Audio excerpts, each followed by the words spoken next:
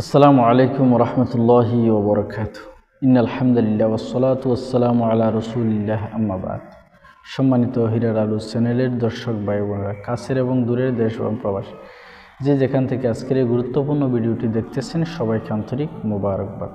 সম্মানিত ভাইয়েরা, আজকে আমি আপনাদের সামনে আলোচনা করব নবী করিম সাল্লাল্লাহু আলাইহি সাল্লাম যখন মেরাজে গিয়েছিলেন, তিনি সেখানে জান্নাত এবং জাহান্নাম তিনি পরিদর্শন করেছেন, দেখছেন। আজকে আমি আলোচনা করব নবী করিম সাল্লাল্লাহু আলাইহি সাল্লাম মেরাজের রাত্রে যে জাহান্নামে গেলেন, জাহান্নামে তিনি যে দৃশ্য দেখতে পেলেন, যে ভয়ঙ্কর ভয়ঙ্কর শাস্তি। নবী করিম সাল্লাল্লাহু আলাইহি সাল্লাম মেরাজের রাত্রে জাহান্নামে যে ভয়ঙ্কর শাস্তি দেখছেন, যে অপরাধের শাস্তি দেখছেন, আজকে আমি সেখান থেকে 8টি অপরাধের শাস্তি সম্পর্কে আজকে আপনাদের সামনে আলোচনা করব ইনশাআল্লাহ।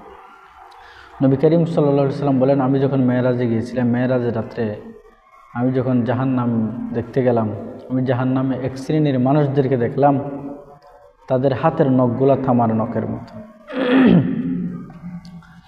নখগুলা তামার নখের মতো।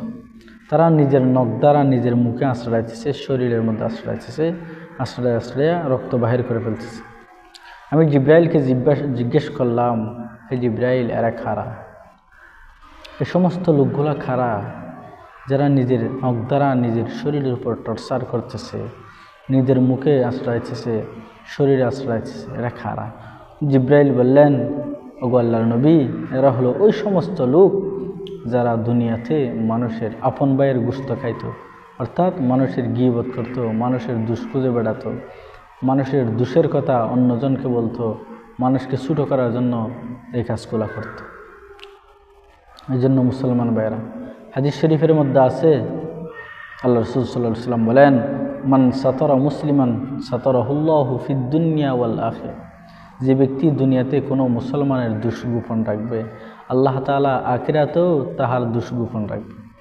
আপনি যদি দুনিয়াতে কোনো মুসলমান ভাইয়ের, কোনো মানুষের যদি দুষ্ত্রুটি গোপন রাখেন, দুষ্ত্রুটি জানার পরেও যদি তার দুষ্ত্রুটি গোপন রাখেন, তার মান সম্মানে হানি না করেন, তার মান সম্মানের উপর আঘাত না করেন, তাকে যদি সমাজে বেইজ্জত না করেন, তার দোষ বলে তাকে যদি সমাজের মধ্যে ছুটো না করেন, আল্লাহ তাআলাও কিয়ামতের ময়দানে বান্দার দুষ্ত্রুটি আপনি গোপন রাখার কারণে আল্লাহ তাআলা আপনার বদ আমল ও কিয়ামতের কঠিন দিনে আল্লাহ তাআলা আপনার দোষগুলা গোপন রাখবেন।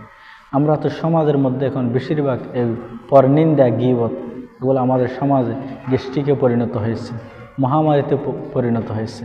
এই জন্য মুসলমান ভাই, আমরা যতটুকু পারি আমরা অন্য ভাইয়ের দুষ্কৃতা থেকে আমরা বিরত থাকব।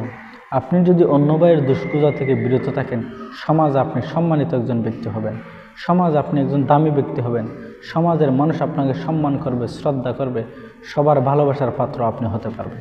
এই জন্য আমরা যতটুকু পারি ইনশাআল্লাহ কারো দুষ্ত্রুটি খোঁজার পিছনে আমরা লেগে থাকবো না। আমরা সব সময় নিজের দোষের দিকে তাকাবো, আমার ভিতর কি অপরাধ আছে, নিজের অপরাধের দিকে তাকাবো, অন্যের অপরাধের দিকে আমরা চোখ রাঙাবো না ইনশাআল্লাহ।